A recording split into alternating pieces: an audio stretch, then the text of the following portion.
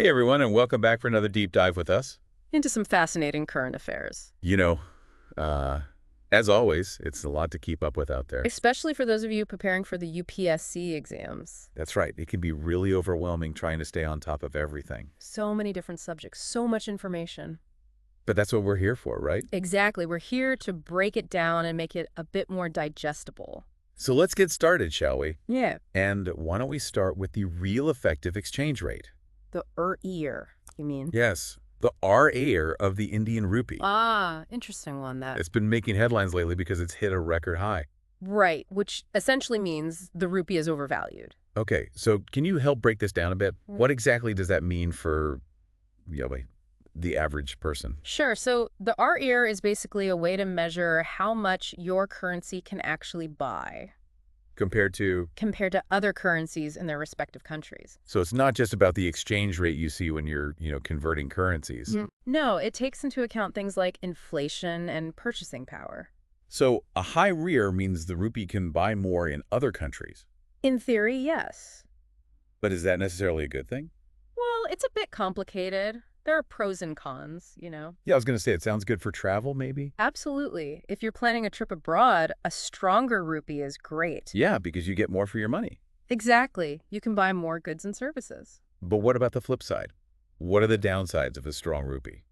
One of the main downsides is that it can make Indian exports more expensive. Oh, right. Because for buyers in other countries, those goods are suddenly costing them more. And that could hurt industries that rely on exports. Exactly, like manufacturing or IT. So it's this balancing act, right? It is, and it's something that policymakers need to be very mindful of. It's like a constant juggling act. Definitely trying to find that sweet spot to keep the economy stable. Okay, so this REER thing, it's something that UPSC aspirants should be aware of. Definitely. Understanding these economic indicators is crucial. Right, because it shows you understand the bigger picture. Exactly. It's not just about memorizing facts, it's about analyzing trends and policies. And those connections, Precisely. Seeing how it all fits together. All right, let's switch gears a bit now and talk about something a little more fun. Okay, what do you have in mind?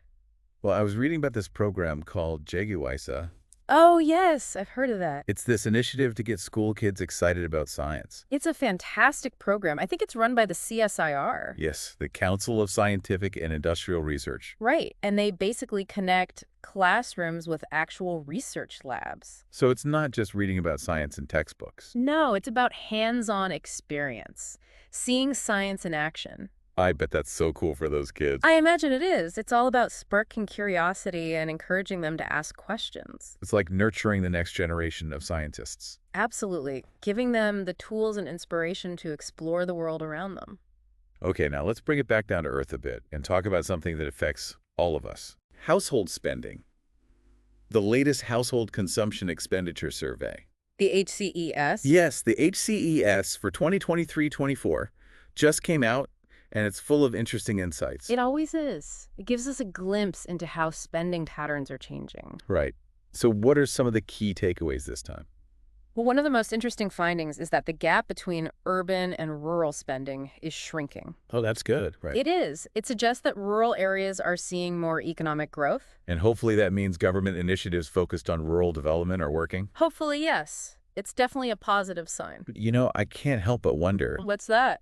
could this shrinking gap be misleading? I mean, what if income inequality is still a big problem? That's a good point. Because even if spending is more similar, it doesn't mean everyone is actually better off. You're right. We need to look at the bigger picture. Like income distribution, access to essential services. Exactly. These are all factors that contribute to overall economic well-being. So it's not just about how much people are spending, but how that spending is distributed. Precisely. And it's about understanding the nuances behind the data. Which is something you always need to do, right? Absolutely. Especially when it comes to the UPSC exams. All right, let's move on to another fascinating story I came across. Okay, I'm all ears. It's about a project in Andhra Pradesh focused on the elusive fishing cat. Oh, I love fishing cats. Yeah. They're such unique creatures. I know, we've talked about them before, right? We have. They're those amazing cats that are adapted to life in wetlands. With their webbed feet and their love for swimming. Exactly.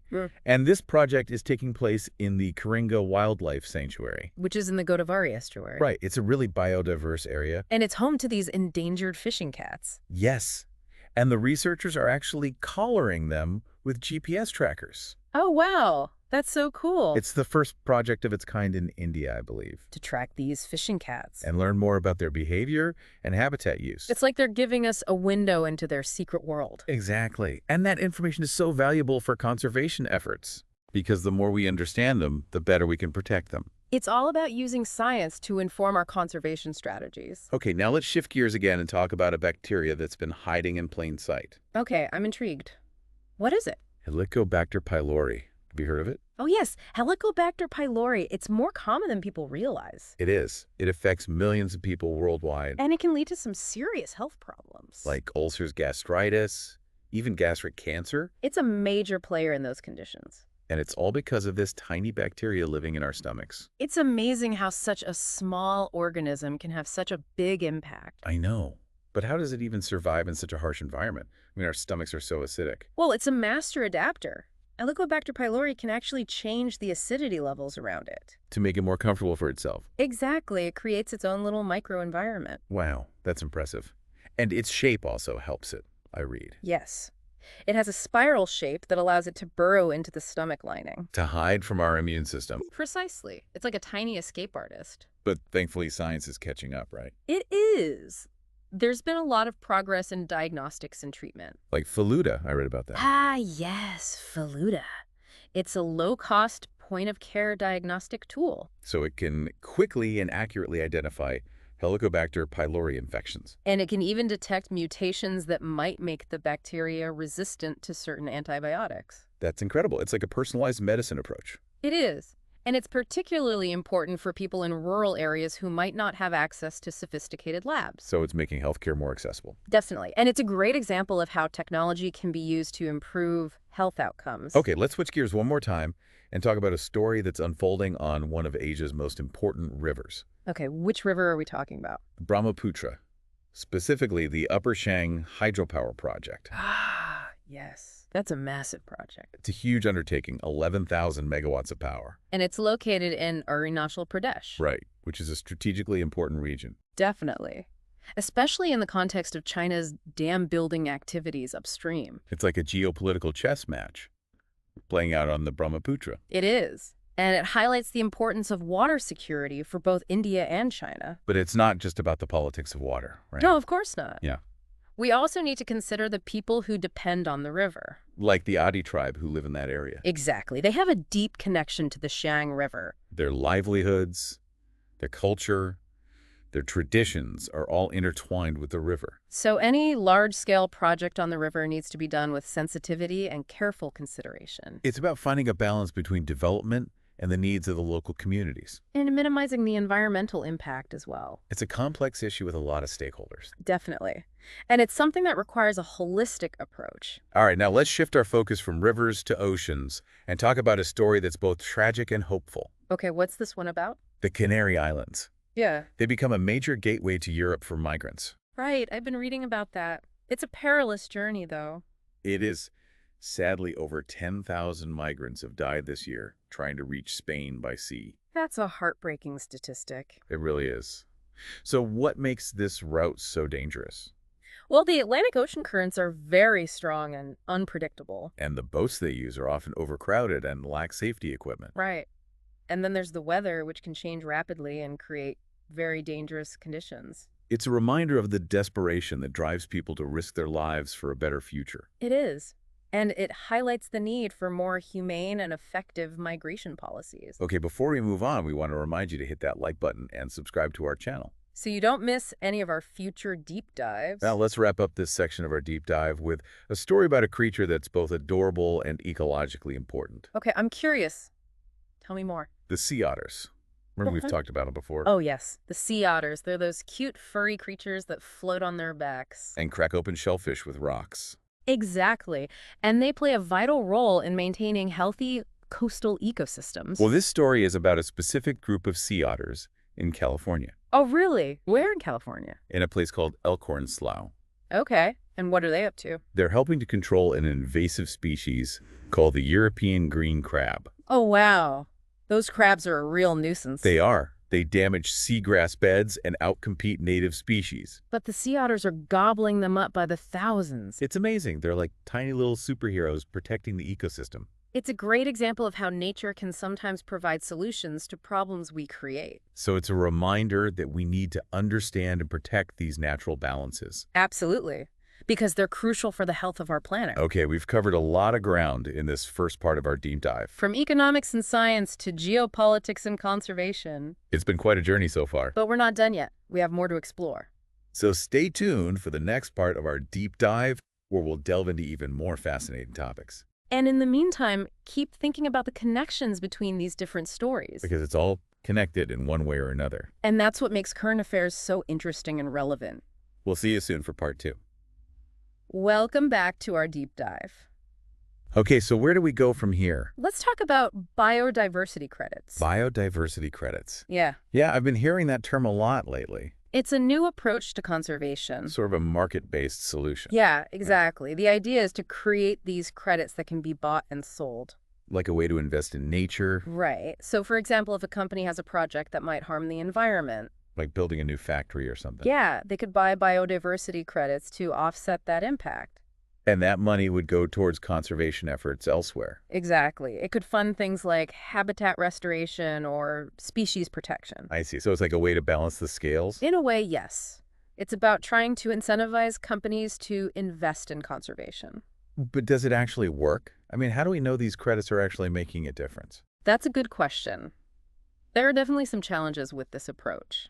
Like, how do you measure the actual impact of these credits? Right. And how do you prevent companies from just seeing it as a way to buy their way out of environmental responsibility? Like a get-out-of-jail-free card. Exactly. Those are valid concerns. And that's why it's important to have robust standards and guidelines. So these credits are actually linked to real conservation outcomes. Yes, there are organizations working on developing these standards. To ensure transparency and accountability. Exactly. It's a new and evolving field. Okay, well, let's shift gears again and talk about something a bit more down to earth. All right. What do you have in mind? Rain-fed agriculture. Oh, yes. It's a crucial topic, especially in a country like India. Where a majority of farmers depend on rainfall for their crops. Exactly. And it's becoming even more challenging with climate change. Because rainfall patterns are becoming less predictable. Right. And that's where the National Rain-Fed Area Authority comes in. The NRA. Yes.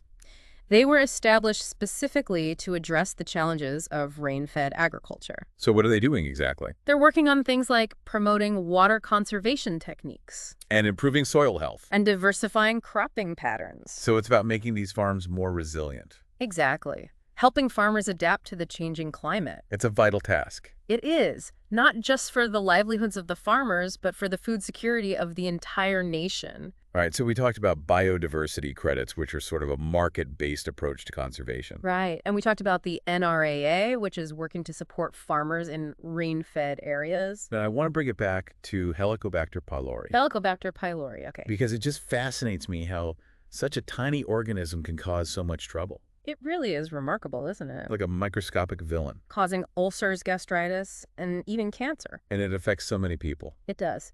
It's estimated that over 43% of the global population is infected. That's almost half the world. It is. And while most infections are asymptomatic, meaning they don't cause any symptoms. Right. It can still lead to serious health problems in some cases. So what are we doing about it? I mean, how do you even fight something that's so small and adaptable? Well, there's been a lot of progress in diagnostics and treatment. Like Feluda, right? Yes, Feluda is a great example. It's a low-cost, point-of-care diagnostic tool. That can quickly and accurately identify Helicobacter pylori infections. And it can even detect mutations that might make the bacteria resistant to certain antibiotics. So doctors can tailor treatment plans more effectively. Exactly. It's a game changer, especially for people in rural areas. Who might not have easy access to specialized labs. Precisely. It's making healthcare more accessible and personalized. Which is amazing. It really is. It shows how technology can be used to improve health outcomes for everyone. Okay, let's shift gears one last time and talk about a story that highlights the interconnectedness of nature. Okay, I'm intrigued. Tell me more. The sea otters. Remember those cute furry creatures? Oh, yes. The sea otter. I love those guys. Well, they're not just cute.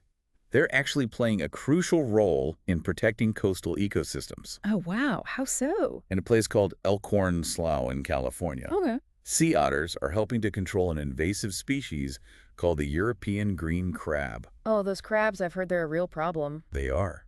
They damage seagrass beds and outcompete native species. But the sea otters are gobbling them up. Exactly.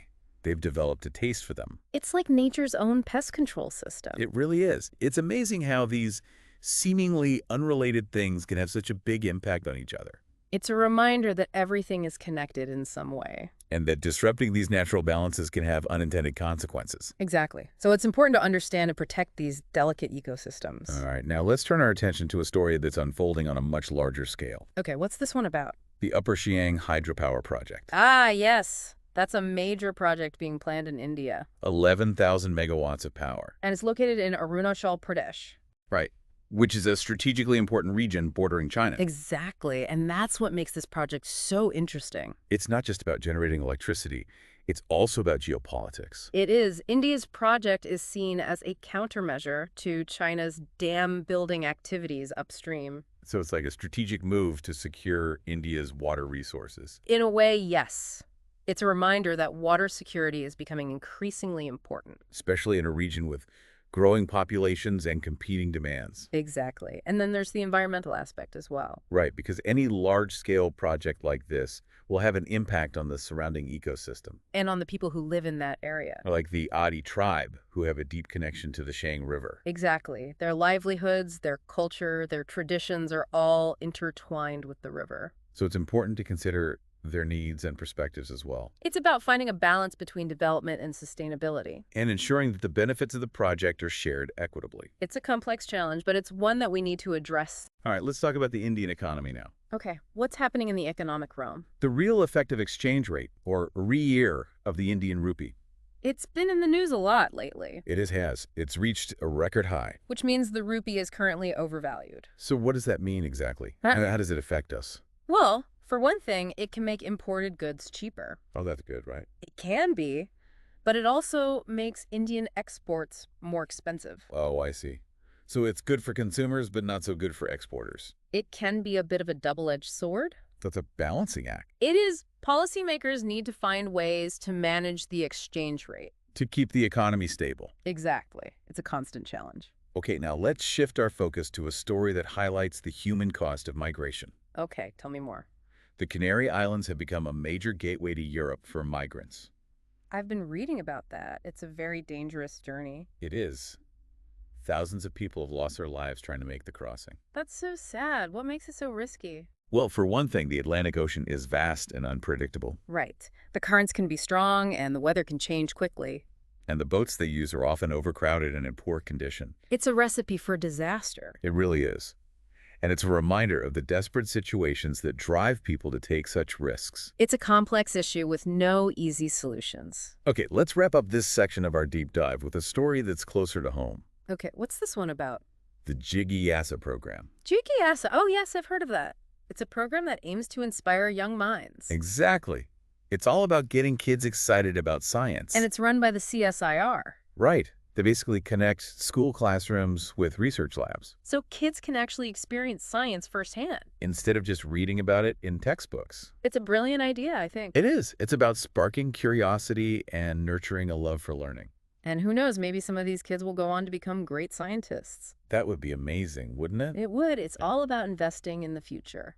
Okay, we've covered a lot of ground in this second part of our deep dive. From biodiversity credits and rain-fed agriculture to Helicobacter pylori and sea otters. And from geopolitics and the Indian economy to the human cost of migration and the importance of science education. It's been quite a journey. But we're not done yet. We have one more part to go.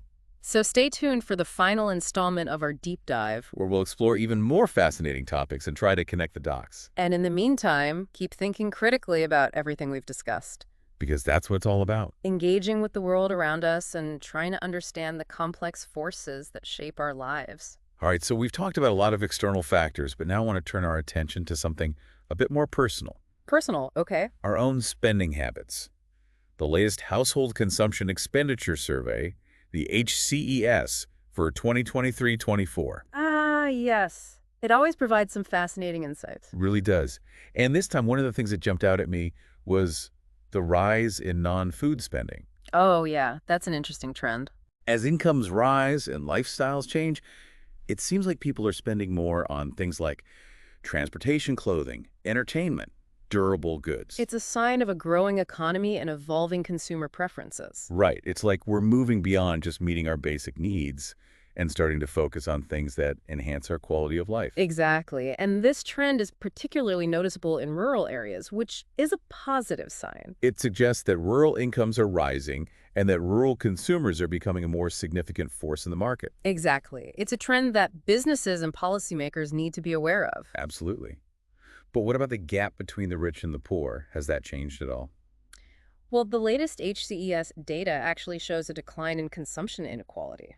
Oh, that's interesting. Yeah, both in rural and urban areas. So the gap between the rich and the poor might be shrinking, at least in terms of spending. It seems that way. But of course, we need to look at the bigger picture. Right, because there are many other factors that contribute to overall economic well-being. Exactly. Things like income distribution, access to healthcare education, and so on. So it's not just about how much people are spending, but how that spending is distributed, Precisely. It's about understanding the nuances and digging deeper into the data. which is always important. Right, Yeah. absolutely.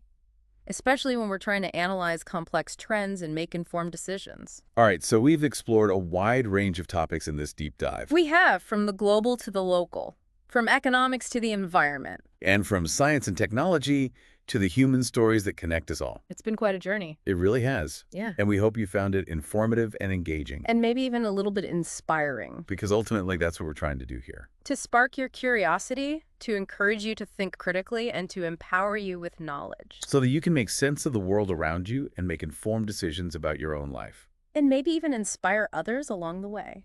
Now, as we wrap up this episode, we want to leave you with one final thought. A thought to ponder. Remember we talked about biodiversity credits earlier? Yes, that new approach to conservation. The idea of putting a price tag on nature is definitely thought-provoking. It raises some interesting ethical questions. So here's the question we want to leave you with. What are the potential benefits and risks of assigning monetary value to biodiversity? It's a complex issue with no easy answers. But by grappling with these questions, by engaging in critical thinking and thoughtful analysis, you're honing the skills that will help you succeed. In your UPSC exams, in your careers, and in life in general. So keep exploring, keep questioning, and keep diving deep into the world of knowledge. And remember, we're all in this together. So let's support each other. Let's share our insights, and let's make the world a better place one deep dive at a time. We'll see you next time for another exploration of current affairs. Until then, keep learning and keep those brains buzzing.